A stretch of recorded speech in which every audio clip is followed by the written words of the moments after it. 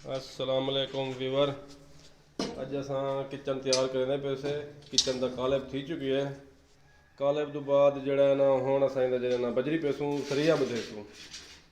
ये कालेब करके असा जो ना ये नाल बनावनी है असा सलफ अलमारी भी आते तो सलफ भी आते ये चेक करो। इन तो बाद जरा ना हूँ बधेने सरिया सरिये तो बाद वल जड़ा ना इन बजरी पेसूँ तक मुकम्मल किचन की वीडियो दिखेसूँ। ये अस तलू ही कोई 31 इंच के फर्श को कालेब किते इन मार्बल लग सी तले ही सी ये 33 इंच तैयार थी वैसी जो इन अंडर साइज जरा साइज है उन तो बाद तक जैद मियाँ लिखे सी हो। अस्सलाम वालेकुम व्यूअर्स, तुसा देखते पियो नादराबाद वर्कर व्लॉग ते अज एक नवी वीडियो के नाल हाजिर थे हैं ते नादर भाई जड़े सलेबे की तैयारी करेंदे पेन ते सरिया पौंदा पे सरिये के बाद जड़ा वाला असां इंदे च बजरी का माल पे ते इंशाल्लाह सलेबा तैयार थी वेसन माल भी बिल्कुल रेडी पे ते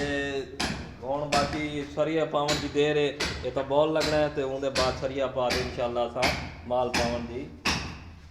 कोशिश कर रहे हूँ बल्कि कोशिश क्या करे सूँ असा माल पावना है। नादिर भाई ये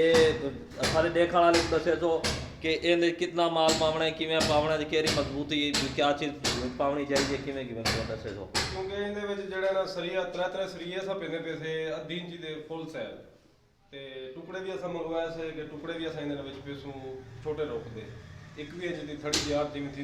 नॉर्मल जरा साफ होने वो हिसाब से अस पेंदे पे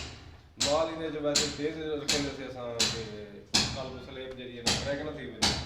बाकी इंशाल्लाह पूरा करके दिखेंगे। इन्हें चूल्हा भी फिट वाला नहीं किया इन्हें चूल्हा इन्हें आखिया सीधे रख के इस्तेमाल करे बाकी जरा ना बोल इन्हें कहने बोल वाली जगह छोड़ ही दी है तो उसके बाद मुकम्मल करके बाद कोई ये बॉल की जगह है भी बॉल लग से तो बाद इवें जो टाइम तैयारी थी वैसे तो वालों तो बाद वो अगली वीडियो दिखे जुल तो हूँ उस्ताद इकबाल की ने और सवेर की बंद तोड़ की पेन वो क्या की पेन असा तो लिखे नू ये जनाब इकबाल साहब आज सवेर का बंद तोड़ की पेन ये दरवाज़ा करते रखे ने हूँ बहरे कढ़न की कोशिश करें पेन बहरे निकल गए लेकिन हूँ उत्ते जड़ा बहरे फसावने वो खुदा मारन की कोशिश करें पेन जो कि हाली एक खुद ही नहीं लग्या सवेर का। इकबाल साहब क्या वजह उस्ताद जी एक खुदा तले वजे अच्छा ये वजे सही ई पास हाथ घूमे सो सही सही सही सही वो बैरा गड्ढे वालों तो उत्ते बैरा है बियारो सो ये 4 बैरे निकल गए नू तो बाद ये दरवाज़ा जड़ा मेरे ख्याल है शाम तक ये इंशाल्लाह लग वैसी ते ये सवेर का भंग हो लगे पेन ये सही इकबाल साहब को जाना चाहते हैं। इकबाल भाई क्या आखे सो मैं कुछ नहीं क्या दसो जी उस्ताद जी क्या आखना चाहते हो मैं क्या आ ढूंढले उस्ताद जी बस काम करने कने अपने अच्छा अच्छा माशाल्लाह ही रफ्तार नाल काम किया करो अल्लाह खुश रखे। जी उस्ताद जी क्या आखने सा गरीब लोगों को ये जनाब जी सरिया मदीना पे ये देखो बेहतर सरिये बंदे पे नाल एक फुट 1.5 फुट का भी सरिया एक ब्याम दा पे वो भी जो कि कम से तो वाल इंशाल्लाह ये दी तैयारी थी वैसे वाल तो माल पे सूँ तुसा साढ़े चैनल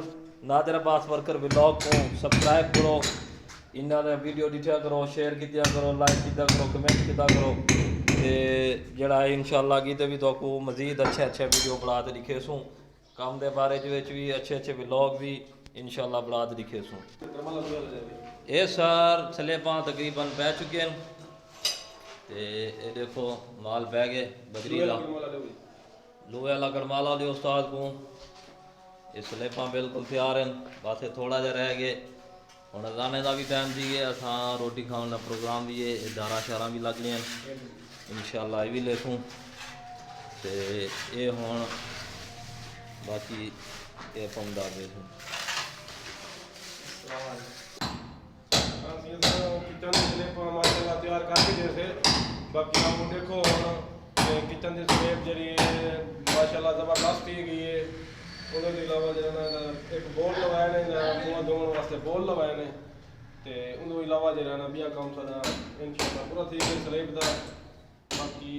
अगली वीडियो तक चैनल को सब्सक्राइब करो लाइक करो शेयर करो अगली वीडियो तक मिलूँ इंशाल्लाह अल्लाह सोने की अमान।